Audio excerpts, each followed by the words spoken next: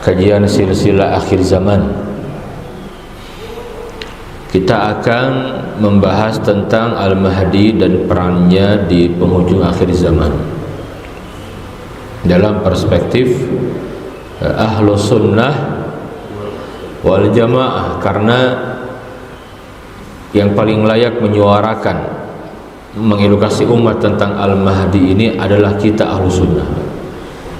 Tetapi sekarang ini banyak tulisan-tulisan, kajian-kajian tentang Al-Mahdi dari golongan Syiah yang tentu mereka menyimpang. Nah, kita harus memiliki ilmu bahwa para ulama kita Ahlus Sunnah wal Jamaah sudah menyampaikan tentang kondisi huru-hara fitnah akhir zaman, termasuk yang berkaitan dengan Al-Mahdi. Apalagi beberapa waktu ini, beberapa minggu atau bulan ini, ramai juga ada sosok yang diisukan sebagai Al-Mahdi datang ke Bandung lagi, Pak. Nah, ini kan ya, menunjukkan umat harus diedukasi, betul tidak, Pak? Ya, begitu mudahnya gitu ya, terombang-ambing karena tidak punya ilmu, jadi bingung gitu. Nah, mudah-mudahan yang disampaikan pada pagi hari ini menjadi ilmu yang menguatkan keyakinan kita bahwa apa yang disampaikan oleh Nabi yang mulia tentang tanda-tanda akhir zaman itu benar adanya. Mudah-mudahan kita diselamatkan dari fitnah huru-hara akhir zaman, dikokohkan akidah kita. Wabil khusus mudah-mudahan majelis ilmu kita pada pagi hari ini diberkahi Allah, dan semoga hadirnya kita di sini saat ini dicatat sebagai amal saleh yang akan memberatkan timbangan amal kebaikan kita semua di akhirat nanti. Allahumma rabbana taqabbal minna innaka antas samiul alim wa tub alaina innaka antat tawwabur rahim. Hadirin sekalian, berbicara tentang alamatus sa'ah, tentang tanda-tanda kiamat yang belakangan populer dengan sebutan kajian akhir zaman.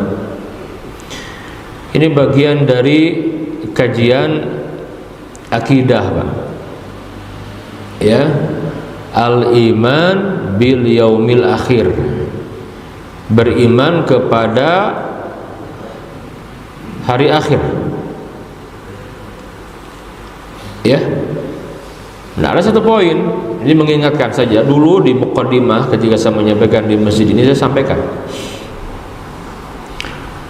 Jadi ada poin sebagaimana Imam Al-Qurtubi menyebutkan dalam kitab At-Tazkirah. Al-Qurtubi dalam kitab At-Tazkirah, al-iman bil yaumil akhiri yanqasimu ila salasati aqsam. Yang pertama al-iman bima qabla yaumil qiyamah, wa tsani al-imanu ya bil qiyamah, wa tsalits al-imanu bima ba'da yaumil qiyamah. Kata Imam Al-Qurtubi, kita beriman dengan perkara-perkara yang akan terjadi sebelum kiamat terjadi. Jadi ada, jadi dengan tanda-tanda sebelum kiamat terjadi. Itulah kajian kita, alamatus sa'ah. Yang kedua al-iman biyaumil qiyamah, kita beriman dengan dahsyatnya peristiwa kiamat. Akan ada saatnya dunia ini hancur, Pak. Dan ketika kita membaca Al-Quranul Karim, banyak sekali surat yang menjelaskan dahsyatnya peristiwa kiamat. Makanya ketika para ulama menyebutkan hikmah diantaranya kenapa Allah Ta'ala menghadirkan bencana di dunia ini, kan ada banjir, apalagi gempa bumi, gunung meletus, betul Bu? Apa tujuan itu? Mengingatkan kita ya. Nah, nanti akan ada peristiwa dahsyat gitu, akan berakhir dunia ini dengan peristiwa seperti itu. Kapan? Allah alam. Yang ketiga, kita beriman dengan perkara-perkara yang akan ada setelah peristiwa kiamat. Ya. Dari mulai alam barzakh, dibangkitkannya manusia di mahsyar, nanti dikumpulkan, Pak. Ada pembagian catatan amal, ditimbangnya amal, diberikan ditimbangnya amal, kemudian ada haudun nabi, ada syafaat, as-sirat, al-jannatu wan nar. Nah, ini bagian yang terpisahkan. Al-imanu bil yaumil akhir itu. Nah, pembahasan tentang al-mahdi ini itu masuk kepada pembahasan al-iman bima qabla yaumil qiyamah. Sebelum kiamat besar terjadi ada tanda-tandanya gitu. Gak main-main ini. Ranah akidah, keyakinan maksudnya itu. Maka jangan salah membina akidah, membina keyakinan. Kalau keliru bahaya kepada amal nantinya, Pak. Harus benar. Nah, kenapa saya jelaskan dalam perspektif ahlu sunnah? Ini penting sekali. Karena ada yang sering berbicara tentang al-mahdi orang-orang Syiah. Ya. Kalau kita googling, Pak, ketik itu masih banyak yang mendominasi tulisan itu orang-orang Syiah tentang al-mahdi itu. Ya. Padahal kita Ahlussunnah lengkap sekali dalilnya, dan para ulama dari masa ke masa menulis. Yang terkenal sekali Imam Ibnu Katsir. Dia punya kitab namanya Al-Bidayah wan Nihayah. Nah, itu di jilid terakhir kitab An-Nihayah itu beliau panjang lebar membahas Al-Mahdi. Nas disampaikan. Hanya menjadi kacau kajian ini ketika banyak cocokologi, banyak mentakyin gitu loh. Nah, ini bahaya. Makanya harus kita ikuti kaidah para ulama fikih asyrat as-sa'ah. Bagaimana fikih memahami tanda-tanda kiamat itu penting sekali. Seperti apa, Pak? Tidak boleh berhujah atas hadis lemah. Ini akidah nih. Kok mau hadis maudhu mah nggak boleh. Yang kedua apa? Tidak boleh mentakyin, nggak boleh, Pak. Seperti Al-Mahdi akan muncul tahun sekian, nah ini nggak boleh. Umur umat Islam sekian, nggak boleh mentakyin begitu, nggak boleh. Kiamat akan terjadi tahun sekian, jangan. Ini bahaya ini. Dan tujuan Nabi menceritakan alamat rusak itu bukan untuk nakut-nakutin orang. Aduh, nanti kiamat besok, bukan itu. Tujuannya mengedukasi agar manusia menyiapkan bekal serius dengan kehidupan akhiratnya, Pak. Itu tujuan itu. Makanya masuk kepada poin al-imanu bil yaumil akhir. Orang kalau diingatkan tentang tanda-tanda kiamat, Bu, ya, oh ternyata dunia ini nggak akan selamanya. Bahkan kalau kita merujuk kepada hadis-hadis Nabi yang mulia, kita sudah berada di penghujung akhir zaman ini. Hanya kapannya kita nggak tahu, kan? Bukan wilayah kita itu. Nah, kita mengkaji tanda-tanda ini agar lebih mawas diri. Kenapa? Setiap muncul tanda-tanda kiamat itu, Pak, disertai fitnah yang dahsyat gitu loh. Fitnah di situ ujian gitu. Ngeri sekali ujian itu. Yang terkadang Nabi menggambarkan, badiru bil a'mali fitanan kaqita'il lailil muzlim. Bersegera beramal sebelum muncul fitnah yang dahsyat sekali. Fitnah di sini ujian keimanan artinya. Kaqita'il lailil muzlim, seperti potongan malam yang gelap gulita. Saking dahsyatnya, Pak, Nabi sebutkan tandanya bagaimana? Yusbihur rajulu mu'minan wa yumsi kafiran. Di waktu itu seseorang di pagi hari, Pak, muslim, dia masih punya iman, Pak, tapi sorenya dia kafir. Au yumsi mu'minan wa yusbihu kafiran. Atau di waktu sore dia punya iman, paginya kafir, hilang imannya tanpa dia sadari. Kenapa? Yabi'u dinahu minad dunia. Dia menjual agama untuk mendapatkan dunia, Pak. Ada nggak fenomena seperti ini? Menjual agama untuk mendapatkan dunia, menjual akhirat untuk menghadapkan dunia. Itu fenomenanya. Maka nanti sangat berkaitan dengan fitnah yang lain, namanya fitnah al-wahan, hubbud dunya wa karahiyatul maut. Nah, jadi kita tuh membahas itu untuk itu, agar kita ini selamat, memahami, agar semakin cinta dengan akhirat dan siap meninggalkan dunia ini. Karena memang kita akan kembali kepada Allah, betul tidak? Betul. Nah, kita akan membahas tentang Al-Mahdi dan perannya di penghujung akhir zaman dalam perspektif Ahlus Sunnah wal Jamaah.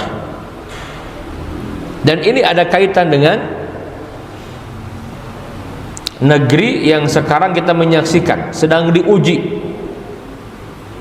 dan ujian buat kita juga, gitulah. Apa itu? Palestina, Ardus Syam, negeri Syam yang diberkahi, Ardul Anbiya, tempat bermulanya peradaban umat manusia dan berakhirnya peradaban umat manusia. Sedang diuji mereka. Kita pun diuji di sini, betul tidak? Diuji, Pak. Apa kita mau peduli atau tidak? Nah, ini ujian buat kita juga. Maka ada orang yang lulus dengan ujian Palestina ini, ada yang gagal, Pak. Baik, kita akan awali siapa itu Al-Mahdi. Hadirin sekalian, Al-Mahdi ini, Pak,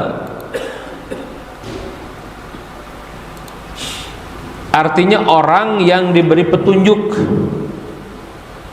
Dalam bahasa Arab, Al-Mahdi masuk dalam kategori isim maf'ul. Bukan nama orang, bukan. Julukan untuk Amirul Mukminin fi akhir zaman, pemimpin umat Islam di akhir zaman. Ya. Bukan nama orang, bukan, ini gelar. Al-Mahdi itu gelar. Orang yang diberi petunjuk. Kenapa? Karena tidak mudah membereskan persoalan di akhir zaman yang banyak fitnah. Itu harus orang-orang yang benar-benar Allah berikan petunjuk, Pak. Ya. Dulu itu ada seorang tokoh yang terkenal sekali, Pak.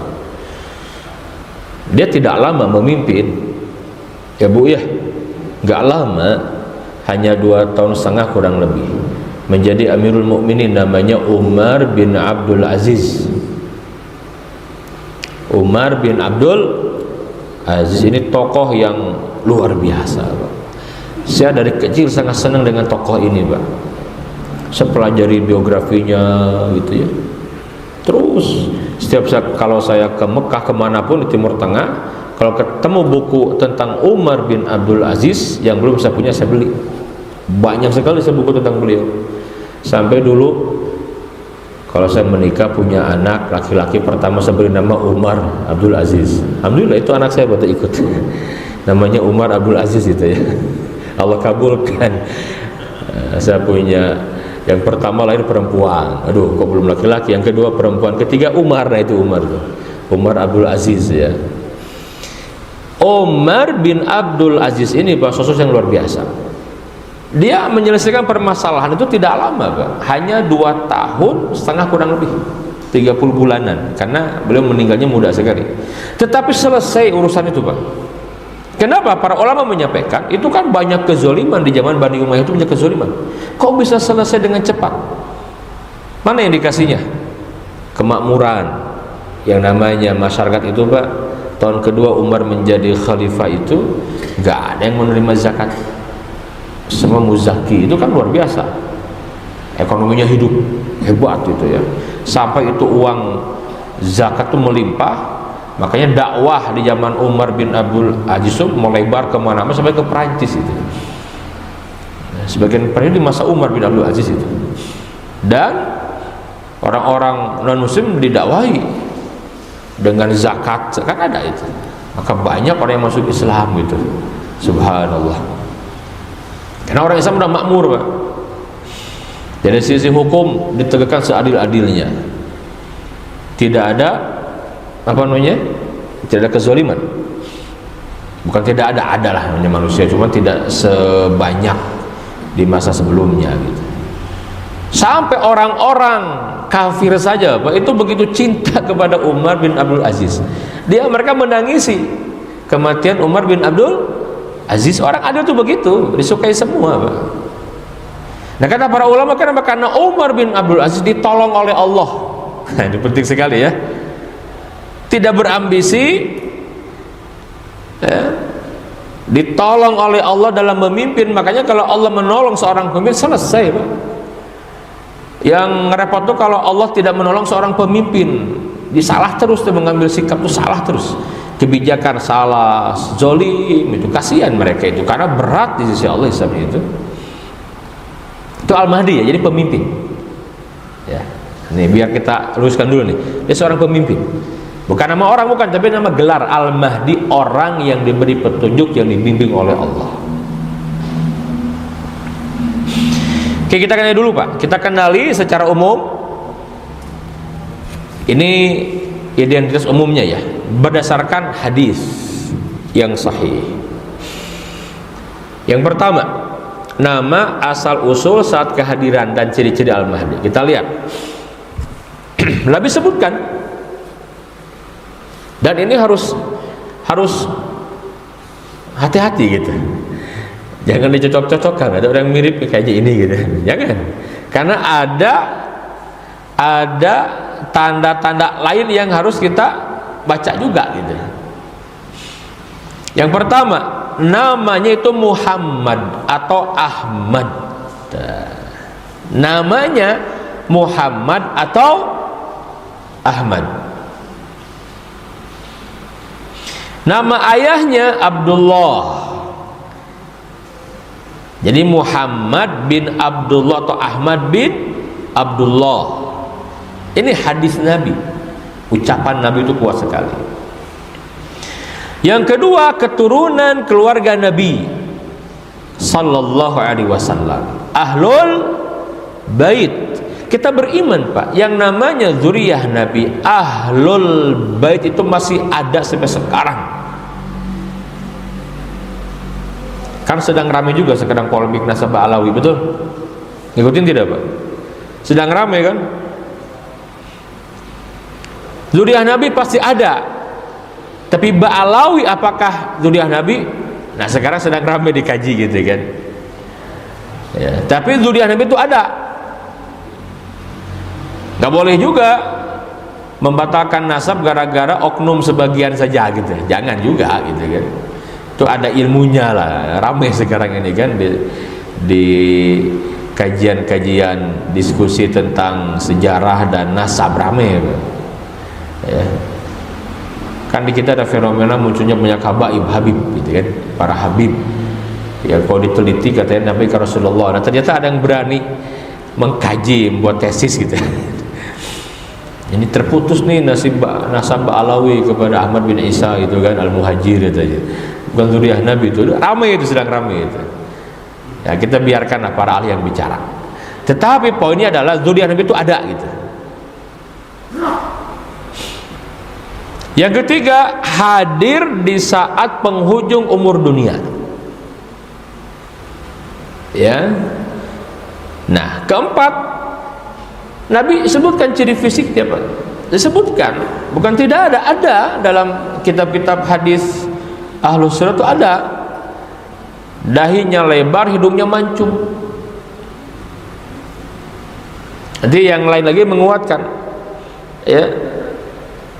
Jadi mancung itu kayak disebutkan dengan jelas itu ya. Ya, mancung ke bawah itu seperti apa disebutkan. Jadi mun aya nu ngaku Al-Mahdi Pak ya, hidungnya pesek misalkan, orang Medan, orang Garut, itu dipastikan bukan Al-Mahdi itu ya. Kan ada ayat tiap satu yang ngaku begitu ada tuh, dan ada yang percaya lagi Pak. Baik, ini berdasarkan hadis. Kita lihat hadisnya. Ini dia Pak. Hadisnya dikeluarkan Imam Abu Daud, sahih. Ada yang hasan dan hasan sahih. Faqala Nabi sallallahu alaihi wasallam, Nabi yang mulia bersabda, ini ada di kitabnya Imam Ibnu Katsir, dan banyaklah kitab-kitab tentang ngebahas ini, dia disampaikan hadis ini. Faqala Nabi sallallahu alaihi wasallam, Nabi yang mulia bersabda, "Lau lam yabqa minad dunya ila yaumun qala zaidah fi hadithihi la tawwalallahu dzalikal yaum thumma ittafaqu hatta yab'atsa fi rajulan minni wa aw min ahli baiti yuwati ismuhu ismi wasmu abihi ismu abi."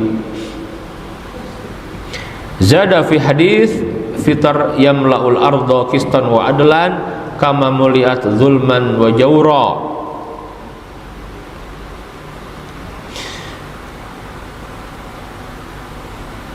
Fi hadis Sufyan, la tadhhabu aw la tanqadi ad-dunya hatta yamlikal arab rajulun min ahli baiti yuwati'u ismuhu ismi. Rawahu Abu Dawud. Laulam yabqa minad dunya ila yaumun, sekiranya dunia ini tidak tersisa kecuali hanya sehari gitu. Nah, ini kategorinya apa, Pak? Tentang alamatus saah.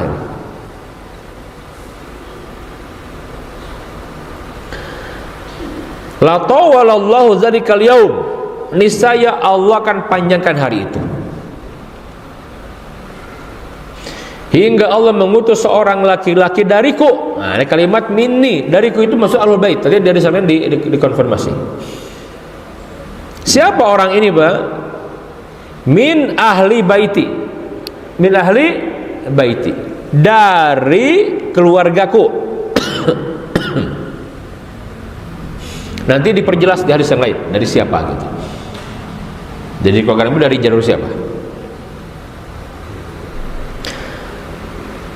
Ismuhu ismi, namanya seperti namaku, Muhammad atau Ahmad. Wasmu abihi ismu abi, nama bapaknya seperti nama bapakku. Nama bapaknya Nabi siapa, Pak? Siapa? Abdullah, Muhammad bin Abdullah atau Ahmad bin Abdullah.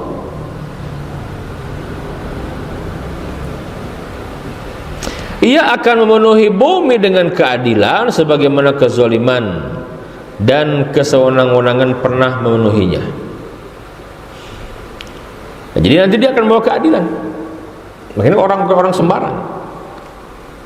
Dan dulu Allah Ta'ala itu munculkan sosok orang-orang yang seperti itu agar kita tidak pesimis lah. Di tengah kezulman yang ada itu pasti akan ada gitu. Selalu aja ada orang yang Allah pilih, Bang. Begitu. Tadi kan di saat kezaliman di awal-awal terjadi gitu kan, Allah hadirkan Umar bin Abdul Aziz kan. Dan ada banyak pemimpin yang memang luar biasa ya reputasinya itu. Dia akan memenuhi bumi dengan keadilan ya, sebagaimana sebelumnya penuh dengan kezaliman. Ini munculnya. Dan dalam riwayat yang lain dari hadis riwayat Sufyan banyak jalur, Pak. Hadis ini jalur. Matanya begini, dunia tidak akan pergi, tidak akan kiamat, atau tidak akan hancur sehingga seorang laki-laki dari ahli baitku menguasai Arab namanya seperti namaku. Ini hadis Abu Dawud.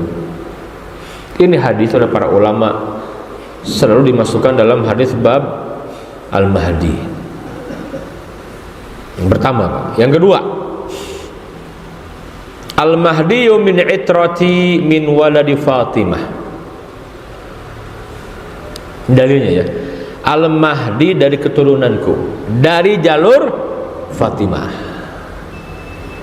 Fatimah punya dua, ya terkenal punya, Fatimah itu punya 4 orang anak sebenarnya.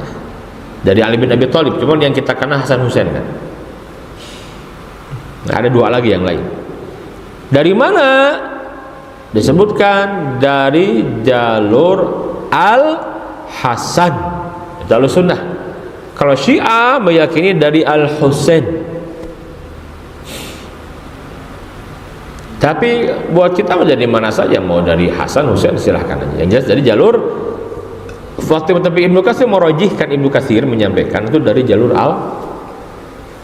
Al-Hasan bin Ali. Ya. Tentang ciri fisik disebutkan Al-Mahdiyu minni ajlal jabhati wa aknal anfi. Al-Mahdiyu, Al-Mahdi itu minni, dari keturunanku, ajlal jabhah, dahinya lebar, ciri fisiknya, wa aknal anfi, dan hidungnya mancung. Ini Nabi sampaikan. Tapi jangan kemudian ketika ada orang yang mirip, wah ini nih hidungnya mancung, lebar nih dahinya, ditanya siapa namanya, Muhammad, wah ini dah mirip-mirip nih. Cari lagi, nama ayahnya siapa? Abdullah. Waduh ini benar, ini sudah Muhammad bin Abdullah, ini Al-Mahdi. Sekarang kan terjadi, Pak, ya kan, ada orang Pakistan tuh, Muhammad Qasim namanya. Ramai itu, Pak. Ada dia ngaku bermimpi bertemu dengan Nabi sekian ratus kali, bahkan mimpi bertemu dengan Allah gitu kan. Nah ini kan waspadai gitu. Tapi orang kita percaya aja, Pak. Memang ada kemiripan, ada dari beberapa sisi gitu. Tapi kan tidak langsung menyimpulkan, itu bahaya sekali. Karena nanti ada hadis yang lain, Pak, penguatnya. Ya. Tidak pernah mengaku sebagai Al-Mahdi, dan orang-orang juga tidak sembarang mengangkat dia, tidak gitu loh. Ini kalau sudah promo kemana-mana sekarang, dari Pakistan datang ke Malaysia, di Malaysia ditangkap lagi ya, datang ke Indonesia, di kita dapat tempatnya di kita nih ya. Nah ini muskilah, karena ada umat Islam, orang beriman, orang bertauhid. Nah, ini begitu kondisinya.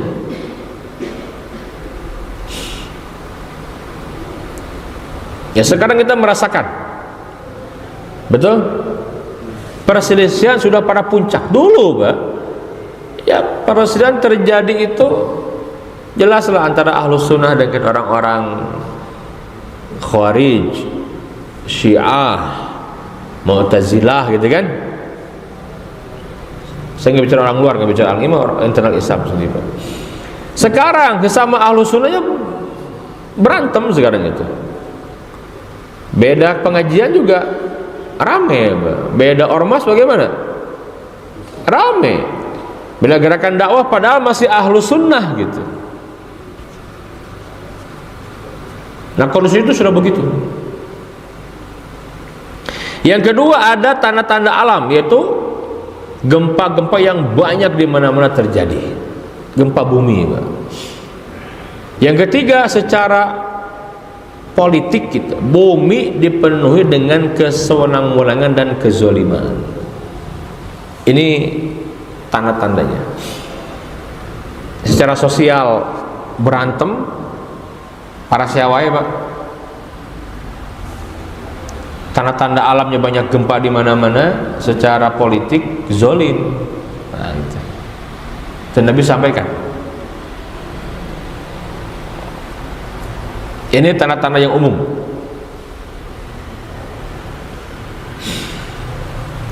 Kita lihat, hadirin sekalian, ada satu kondisi, Pak. Nah, kita meyakini benar ya. Penting membaca ini. Kita sekarang di mana berada, Pak? Dari hadis yang memetakan perjalanan sejarah umat Islam sebagai umat akhir zaman ya, umat Rasulullah, umat akhir zaman. Kita umat Islam, umatnya Nabi, ini umat akhir zaman. Nah, umat akhir zaman, umatnya Rasul ini Di dalam menjalani fase demi fase ada 5 yang akan dijalani. Yang pertama fase nubuah.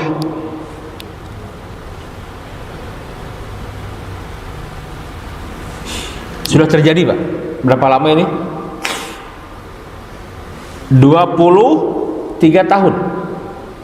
Dari semenjak Nabi itu sampai wafat. Ini fase nubuah namanya. Berakhir ini Pak dengan wafatnya Nabi. Yang kedua fase para khulafa ar-rasyidun. Semua sepakat para ulama mencatat biografinya Abu Bakar, Umar, Utsman dan Ali. Bahkan dilengkapi oleh cucunya Nabi namanya Al-Hasan bin Ali, itu juga khalifah. Al-khulafa ar-rasyidun walaupun cuma 6 bulan memimpin. Nah, Nabi sebutkan al-khilafatu fi ummati 30 sanatan. Kekhilafahan di tengah-tengah umat itu 30 tahun. Ini yang maksudnya pada sini, ya, 30 tahun di sini. 30 tahun di sini. Abu Bakar naik menggantikan Nabi tahun 11. Dan Al Hasan bin Ali menggantikan ayahnya Ali bin Abi Thalib tahun 41. Diserahkan kepada Muawiyah, berdirilah Daulah Bani Umayyah. Bukan lagi berdasarkan syura, ya, tetapi sudah monarki, sistem kerajaan, berubah tuh. Maka yang ketiga ada fase mulkan aldon, fase kerajaan yang menggigit. Nah ini Pak, cirinya di sini nih, dari mulai kenabian jelas terbaik ini. Di fase mulkan aldon ini sistem yang diterapkan itu sistem Islam, ya. Hanya orang-orangnya mulai ada yang baik, ada yang tidak baik, ya, makanya mulkan aldon bahasa Nabi itu. Kalau di fase pertama jelas, fase kedua sistem terbaik, orang-orang terbaik, jelas. Yang ketiga ini sistem masih terbaik sistemnya Pak, tapi orang-orang sudah mulai berganti, ada yang zolim. Kita nggak boleh menutupi gitu. Ada sejarah Islam tuh punya dengan catatan hitamnya banyak juga. Kezoliman yang dikerjakan pemimpinnya ada di masa lalu. Itu ya begitulah manusia gitu ya. Ada. Mulkan aldon. Dalam sejarah kita mengenal ada Daulah Bani Umayyah, Abbasiyah, Turki Utsmani, ini yang gede-gede Pak. Yang memimpin itu ratusan tahun. Sampai berakhirnya Turki Utsmani resminya 3 Maret tahun 24 itu 1924. Kenapa? Karena nanti berpindah ke fase keempat mulkan Jabriyah. Nah kata para ulama, mulkan Jabriyah di sini Pak, yang bermasalah sistemnya bermasalah, orang-orangnya pun bermasalah, makanya muncul kezaliman gitu. Ya. Kalau di sini Pak, di mulkan aldon ini Pak, sekalipun orang-orang yang bermasalah, tapi mereka masih bisa diingatkan, mereka masih tunduk kepada konstitusi, karena yang dijunjung tinggi Quran dan Sunnah. Orang-orangnya memang bermasalah, tapi dia masih bisa diingatkan, paham. Sekarang ke sini, wah ini bukan Jabriyah ini. Ini hanya para ulama berijtihad. Kapan startnya? Nah ini setelah berakhirnya Turki Utsmani. Dengan bahasa lain Pak, mulai muncul nation state, negara-negara bangsa. Nah di sini bukan Jabriyah. Maka kita merasakan benar umat terpecah belah gitu kan. Bayangkan Pak, sekarang kita menyaksikan untuk nolong Palestina, Mesir itu yang berdekatan, Mesir dengan Palestina. Mesir Pak, Bapak tahu dari Mesir ke Palestina berapa lama? Dari Kairo ke Gaza berapa lama? 2,5 jam sampai 3 jam. Dekat nggak Pak? Kayak dari Bandung ke Ciamis, ke Tasik 3 jam, betul? Dekat. Tapi nggak berdaya Pak, karena sekat-sekat kebangsaan tadi Pak. Seakan-akan bukan tanggung jawab kami negara kami Mesir. Ini kalau yang baca mulkan, jadi penguasanya itu yang zalim. Rakyat yang ditanya, Pak. Karena saya sering ke Mesir, baru kemarin dari Mesir, belum lama ini, ketika terjadi 7 Oktober kan luar biasa, Pak. Itu orang-orang Mesir, Pak, seandainya diperbolehkan akan berangkat semua. Luar biasa mereka itu. Rakyatnya, ulamanya, tetapi penguasanya tidak.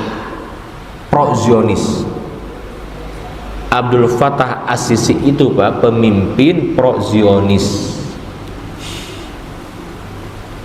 Dan ternyata dia Yahudi walaupun Muslim, sama kayak Mustafa Kemal dulu. Ataturk itu dia Muslim tapi dia Yahudi. Nah sama tuh, kita merasakan benar ya. Bayangkan, Pak, membuka perbatasan Rafah itu kan itu wewenangnya Mesir, Pak. Tapi tekanan dari Israel kan kuat sekali, nggak berani, betul tidak, sampai kemudian bantuan kemanusiaan tidak bisa masuk. Untuk bisa masuk tekanannya dahsyat sekali gitu. Ya Pak ya, kita merasakan tidak sekarang, Pak? Merasakan. Yordania bagaimana Yordan? Sama Yordan juga. Nah kita tahu sendiri lah, Yordan kan itu ada peran Inggris di dalamnya kan. Setelah kalah dalam perang dunia pertama, Turki dipecah-pecah kan. Jadi dikasih itu sama Inggris, Perancis, sebagian oleh Inggris, Timur Tengah itu banyak oleh Inggris, Pak. Yordan itu nggak bisa apa-apa. Apalagi Syria, lingkaran yang kedua, Jazirah Arab kan, Arab Saudi dan lain, nggak bisa berbuat banyak, Pak. Apa maksudnya, Pak? Ya kalau menolong kemanusiaan mah insya Allah semua juga sepakat. Jangankan muslim lah, non muslim saja tergerak untuk membantu, betul. Tetapi Pak, orang-orang non muslim, orang-orang kafir itu menolong IDF, tentara Israel yang diturunkan apa? Militer, betul tidak, Pak? Militer, Pak. Amerika turun militer, Inggris, Prancis. Kita ngasihnya kain kafan gitu. Ini menunjukkan kita nggak bisa apa-apa, betul tidak? Padahal yang namanya sedang perang ya tolong dengan senjata, begitu teorinya. Itu Barat begitu ngirimin, ya lihat Amerika, Inggris, Prancis. Nah, kita coba ngasihnya ke bantuan kemanusiaan. Kayak orang sakit, Pak, tertusuk pisau misalkan, ditusuk ini sumber itu kan. Orang ribut ngerumunin, bantu tolong, ayo tolong, bagaimana tolongnya? Kasih obat merah, Pak. Wah, diikat, dikasih terus, kasih antibiotik. Tapi ini penyebab sakitnya betul nggak dicabut, sembuh nggak kira-kira, Pak? Sebentar gitu lagi cabut, usir penjajah Zionis, betul tidak? Selesai. Tapi memang ya itulah, karena kita sedang diuji oleh Allah berada di sini, memang tidak mudah gitulah. Nah, ini kondisi kita merasakan kalau ngikutin, Pak. Kalau enggak ya kita nggak paham. Tetapi umat Islam meyakini benar. Dalam kondisi apapun terpuruknya kezaliman, dalam kondisi apapun dahsyat menguasai kita, ini tidak akan selamanya, karena kita diberikan kabar gembira oleh Nabi yang mulia sallallahu alaihi wasallam. Apa itu? Akan muncul kebangkitan Islam di akhir zaman sebelum kiamat terjadi, kiamat besar maksudnya. Dengan bahasa lain akan muncul kembali kalimat Nabi itu, summa takunu khilafatan ala minhajin nubu, akan kembali hadir kekhilafahan di atas manhaj kenabian. Nah itulah fase al-mahdi. Sepakat semua itu, Pak. Ulama al-sunnah sepakat semuanya, ya. Jadi kita nggak boleh a priori mendengar kata khilafah, nggak boleh. Itu bahasa syariat. Walaupun sekarang musuh-musuh Islam membuat menakutkan. Kan mereka itu, Pak, melakukan perang pemikiran, Pak, namanya Ghazul Fikri, ihtilal akli, menjajah akal. 4 langkah mereka. Pertama apa? Atashkik, ataswih, ataghrib, atazwib. Ini 4 langkah mereka. Apa? Atas itu menanamkan keraguan akan kebenaran sumber Islam, Quran dan Sunnah. Merubah ayat kan nggak mungkin, Pak. Betul. Coba aja dirubah ayat Al-Quran, bacanya salah, oh diprotes. Nggak bisa, karena mukjizat Quran itu. Nah, mereka bisa masuk lewat apa? Lewat pemahaman penafsiran, bisa masuk mereka. Makanya kan aneh ketika orang menyampaikan jilbab tidak wajib pakai dalil juga tentang jilbab gitu loh. Iya kan? Itulah kerja orang liberal kan begitu. Nah, orang liberal. Nah, kembali. Nah, jadi mereka menanamkan keraguan, apalagi apa yang diserang, yang sensitif, yang itu punya dampak besar kalau ditegakkan. Apa misalkan? Jihad. Betul? Jihad ini sekarang ini luar biasa, Pak. Sampai orang-orang takut mengangkat kata jihad, dia takut. Dihapus dari buku-buku pelajaran, betul tidak? Di pondok gak ada. Kata jihad itu menakutkan, Pak. Mana buktinya? Ya sekarang ini yang terjadi di Gaza, betul tidak? Saya pernah menyampaikan di sini. Coba, Pak, luar biasa ini. Kenapa sampai detik ini belum ada, tidak ada yang bisa menghentikan kezaliman si Israel terhadap orang-orang sipil di Gaza, Pak? Ya, terus terjadi pembunuhan, betul tidak? Terus. Semasa bicara sudah mau 50.000 yang menjadi syuhada. Nggak ada yang bisa menghentikan. Kenapa? Karena Israel di backing oleh negara-negara besar, negara kuat, super power adidaya seperti Amerika dan sekutunya. Betul? Masalahnya apa? Amerika itu sudah menanamkan banyak kepentingan di semua negara. Makanya negara-negara takut kepada Amerika, Pak. Dibuat takut. Semua takut kepada Amerika. Amerika juga takut kepada Israel. Kenapa? Karena dia punya kepentingan. Karena Zionisme ini sejatinya mega proyek mereka. Takut. Israel ternyata takut kepada Gaza. Kan tuh dari dulu tuh batu sandungan tuh Gaza, Pak. Takut bener tuh si Israel kepada Gaza. Kenapa Gaza ditakutin, Pak? Di dalamnya ada Hamas, Harakatul Muqawamatil Islamiyah, Hamas, yang paling besar pengaruhnya. Kenapa Hamas ditakutin? Karena mereka menegakkan jihad. Makanya langsung begitu muncul gerakan jihad, tuduh teroris. Jihad yang syar'i langsung dituduh apa? Teroris. Betul tidak? Itu kerjaan mereka itu, Pak. Dan ketika jihad ditegakkan, oh subhanallah, menggetarkan musuh. Kan Allah sudah berfirman di surat Al-Anfal, betul tidak? Wa a'iddu lahum mastata'tum min quwwah wa min ribatil khail turhibuna bihi aduwallahi wa aduwakum. Persiapkan oleh kalian kekuatan untuk menghadapi musuh. Kekuatan, Pak. Termasuk dipertegas wa miribatil khaili, kata para ulama, ribatil khaili itu pasukan berkuda ya dulu, sekarang militer, Pak. Turhibuna bihi aduwallah, yang dengan itu akan menggentarkan musuh Allah, wa aduwakum, dan musuh-musuh kalian. Baru Hamas menegakkan jihad, Pak. Al-Qassam hanya punya roket yang dibuat di rumah menghadapi tank-tank yang super canggih itu, gempuran dari mana-mana. Sampai detik ini, Pak, perlawanan para mujahidin sudah 10 bulan setengah, hampir 10 setengah. Dahsyat luar biasa. Ya, Pak, ya. Padahal tidak berimbang, betul tidak? Itu, Pak. Tetapi jihad ini diperburuk. Asal umat Islam mengangkat senjata udah ini teroris. Tapi kalau mereka makan enak aja, Pak. Mereka mah tuh gabung KB, IDF dari Prancis, Inggris, Amerika gabung, zolim semua. Enggak ada yang nyebut teroris. Betul? Ini kezaliman macam apa ini, Pak?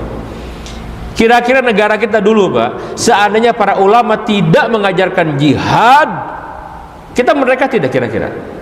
Merdeka tidak? Emang sudah ada tentara dulu kita? Nggak ada, Pak. Nggak ada. Yang ada itu kan ormas punya laskar-laskar gitu kan, punya. Tentara nggak ada kita dulu. Lagian tentara berjuang kan mereka untuk karir kebanyakannya kan. Berjuang itu dibayar. Betul tidak? Dibayar. Makanya kayak tentara IDF itu kan dia tuh ke medan perang tuh ingin hidup. karir militernya kan, loh namanya terjun perang dia naik, kalau udah tinggi pangkatnya kan duitnya gede gitu ya. Tapi tidak dengan mujahidin, Pak, tidak. Dulu kalau nggak ada fatwa jihad, resolusi jihad Hasyim Asy'ari itu dulu nggak ada kemerdekaan kita, betul tidak? Nah, sekarang dibuat buruk kita. Nah itulah kerjaan mereka, Pak. Perang pemikiran ini menguasai kita, ini akal kita terjajah oleh mereka. Nah, di sini nih. Nah, kita meyakini benar, optimis dalam kondisi apapun akan kembali kepada umat Islam, gitu kan? Itu kabar baik bukan? Kabar baik. Dan sekarang sudah mulai banyak, Pak. Makanya kalau mengkaji secara konferensi kita tahu benar kehancuran Zionis di depan mata, Pak. Karena mega proyek, tetapi belum dengan Yahudinya belum. Karena tidak semua Yahudi mendukung Zionis. Ingat, tidak semua Yahudi mendukung Zionis. Ini mega proyek saja. Banyak Yahudi yang membela Palestina. Tapi nanti di akhir zaman perangnya melawan Yahudi, gitu. Nah itulah di sana munculnya Al-Mahdi. Yang terburu-buru dulu, walaupun Nabi menyebutkan dekat kan 14 abad setengah yang lalu Nabi sudah menyampaikan bu'itsu ana wasa kahatain. Aku diutus dengan kiamat terjadi seperti dua jari ini, kata Nabi. Nih, segini, Pak. Kita baheula teh 14 abad geus deket, dah kiamat deket. Tapi jangan dekat kemudian kita mempersepsi sehingga menentukan oh tahun sekian, jangan, itu tidak boleh gitu loh. Tapi mengkaji tanda-tanda harus. Wong di zaman Ibnu Katsir sudah ada tanda-tanda Al-Mahdi disampaikan, betul tidak? Agar kita tahu ilmu kan, agar jangan tersesat. Karena sekarang contoh, ketika ada orang-orang yang datang, ini sedang ramai yang mungkin Bapak bisa lihat di TikTok di mana-mana itu, Muhammad Qasim itu, saya tegas menyampaikan, hati-hati, saya bilang. Saya diajak, Pak, Ustaz, kan Ustaz sering ngaji di zaman, ayo, nggak mau, saya bilang, saya punya banyak argumen yang menyampaikan itu bukan, nggak begitu polanya gitu kan. Orang-orang yang kurang ilmu ikut membuat dia jadi ramai. Karena kita melihat tanda-tandanya, ya kan, harus utuh memahaminya gitu. Kan ini bukan hal baru, Pak. Bah lagi ke saya dong aku Al-Mahdi, itu bener sih. Coba. Jangan sembarang, itu bahaya karena memahaminya akidah. Ya, jadi peran Al-Mahdi apa, Pak? Di akhir zaman, peran yang paling besar nih ya Al-Mahdi itu. Yang pertama apa? Mempersatukan umat Islam. Nah itu. Makanya kita meyakini benar, sekarang kan sudah puncak perpecahan nih, Pak. Hese, Pak. Bener tuh. So umat Islam ngehijin, hese. Upaya harus ada. Ada. Sekarang terutama, Pak. Sekarang ini terutama. Saya katakan tadi, kalau dulu umat manusia, sekarang masuk ke umat Islam. Umat Islam ini orang beriman, bertauhid, Ahlus Sunnah itu para sehat sekarang, betul tidak? Nah kita jangan begitu, kita harus menjadi kelompok yang berusaha menyatukan. Kalau benar-benar mereka masih Ahlus Sunnah gitu loh. Nah tapi nanti semua bersatu, peran itu Al-Mahdi itu yang menyatukan. Dengan apa Al-Mahdi, Pak? Oh dicumi lengan, dicumi bolak-balik. Oh, bukan begitu. Al-Mahdi muncul, tampil itu nanti mimpin apa-apa, mimpin jihad. Itu keniscayaan, Pak. Coba kita biasakan lagi mendengar kata ini, Pak ya. Karena akan mengarah ke sana. Ya sekarang kan terjadi di Palestina, betul tidak? Sekarang terjadi, Pak. Ya. Jadi bersatu umat Islam di bawah Al-Mahdi nanti. Dan nanti yang paling penting apa? Al-Mahdi ini yang akan bersama-sama dengan Nabi Isa alaihissalam. Isa akan turun. Nanti kita bahas ke depan nuzul Isa ya. Nabi Isa. Di mana turunnya, Pak? Nabi Isa Halo? Baru mendengar? Atau sudah pernah baca lupa lagi? Nggak boleh ditolak, bahaya. Karena ada sebagian umat Islam yang alasan tidak logis menolak. Nanti kita perdalam lah di tema Nabi Isa itu. Nabi Isa belum wafat, betul? Yakin tidak, Pak? Tapi kan kalimatnya kan ini mutawaffika wa rafi'uka. Kalimat wafat itu banyak artinya, Pak. Bukan wafat dicabut, bukan begitu. Loh, kita aja kalau baca doa bangun tidur gimana? Alhamdulillahilladzi ahyana ba'dama amatan. Itu apa arti amatan? Itu apa artinya? Apa artinya, Pak, amatan di sana? Setelah mematikan kami, kan? Betul tidak? Mati di sini apa maksudnya, Pak? Hah? Tidur. Betul nggak? Tapi kalimatnya ba'dama, bahasa Arab itu luar biasa, Pak. Jadi Nabi Isa itu diangkat oleh Allah. Nanti akan turun. Di mana turunnya? Di Arca Manik? Bukan. Turunnya di Ardus Syam. Di Palestina, dia mau di Palestina. Karena puncak perang nanti akan ada di Palestina. Maka saya katakan, Pak, ini Palestina luar biasa, Pak. Itu bermulanya peradaban di sana, bermulanya, berakhirnya pun di sana. Makanya alamat saat tanda-tanda besar kiamat itu berkutat di negeri Palestina, Ardus Syam. So, nanti kita bahas Al-Mahdi, sedang dibahas nih. Nanti Isa turun di mana? Saya kalau ke Palestina, ya kan, walaupun di belah mana pastinya kan memang tidak ada yang tahu, gitu kan. Tapi kan pasti di sekitar itulah. Gak mungkin Quran ngomong kieu Nabi Isa turun di mana dulu, dinaikkan ke langit atau di Cicaheum, nggak, itu mah ditolak ke orang, bener tuh, nggak mungkin. Tapi kan masih di sana, bener kan, di Baitul Maqdis gitu loh. Cuman di mananya kita nggak tahu. Tapi di sekitar itu. Nah, kami berkunjung ke sana, Pak. Kalau saya ke Palestina pasti berkunjung. Bapak lihat di TikTok saya lah. Saya sengaja, Ustaz, buat akun TikTok itu dakwah untuk anak-anak muda ini meluruskan itu gitu. Tapi dengan singkat saja, Bapak klik Roni Abdul Fattah TikTok, saya sengaja mengedukasi umat lewat Palestina. Saya sampaikan tuh, nih saya bilang di sini Nabi Isa itu ada tempatnya memang, ya.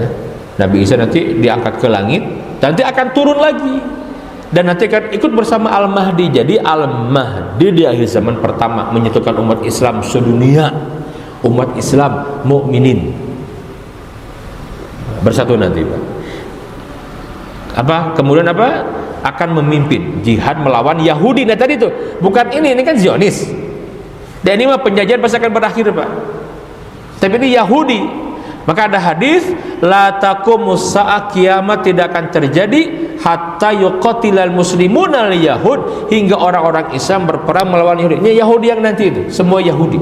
Sekarang kan baru sebagian. Makanya jangan dulu dikaitkan Palestina merdeka sudah kiamat. Enggak, ini enggak tepat membacanya. Merdeka dulu di Palestina nih, akan habis tuh penjajah Zionis ini. Tapi dengan Yahudi nanti, karena semua Yahudi kompak nanti, Pak. Angger we dinyagi sekarang Yahudi pro Palestina yang ortodok, tetap mereka menyimpan kedengkian itu kepada kita. Cuman kan mereka tuh tidak serik dengan gerakan Zionisme itu gitu, karena juga di mata mereka ini melanggar juga si Zionis ini kan, melanggar yang mereka yakini di kitab Torah mereka, Taurat mereka gitu. Hatta fayaktuluhumul muslimun, orang Islam menang melawan Yahudi, yang menang itu umat Islam. Hatta Yahudi, hingga orang Yahudi sembunyi, lari, Pak, takut. Kemana larinya teh? Kemana? Ke Arca Manik, Jumbrung? Bukan, ke Palestina, ke Baitul Maqdis. Tadinya itu lari, Pak. Ya, bersembunyi mereka. Min warail hajar wasyajar, di belakang apa?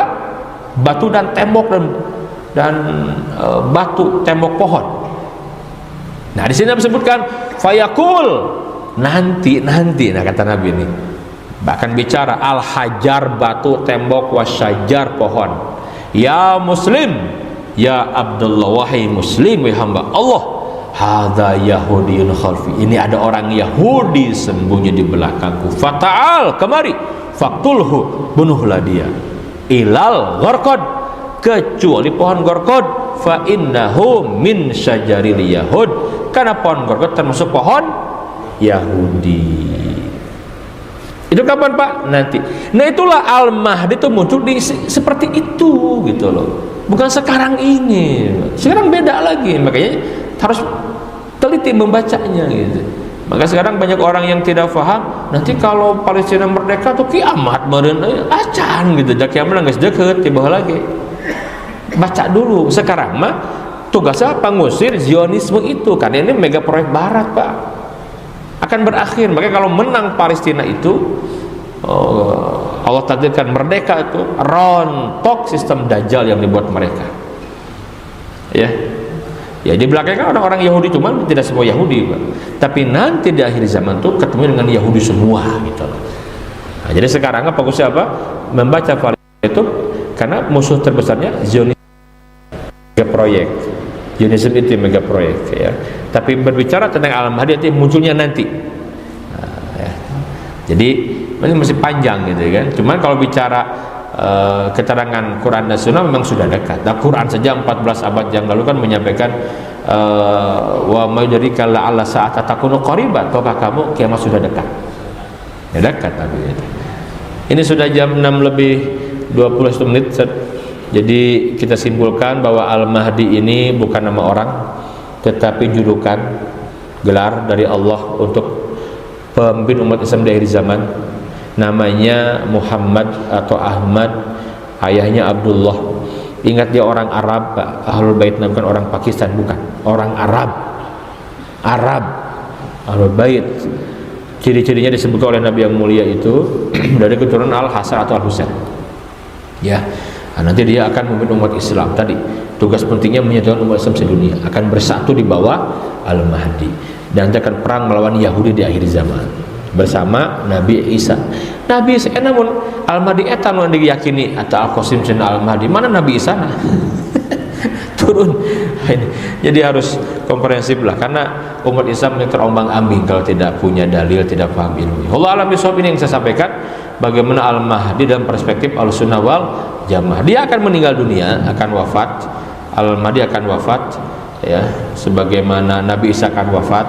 Bahkan kuburan Nabi Isa itu nanti di mana Pak? Di Masjid Nabawi sebelah ada celah tuh, ada makam Rasul, Abu Bakar, Umar, nanti ada satu untuk Al-Mahdi, untuk Nabi Isa itu, Nabi Isa. Kita bahas pertemuan khusus tentang Nabi Isa ya, bagaimana turunnya Isa ibn Maryam dalam perspektif Ahlussunnah. Allah a'lam bishawab.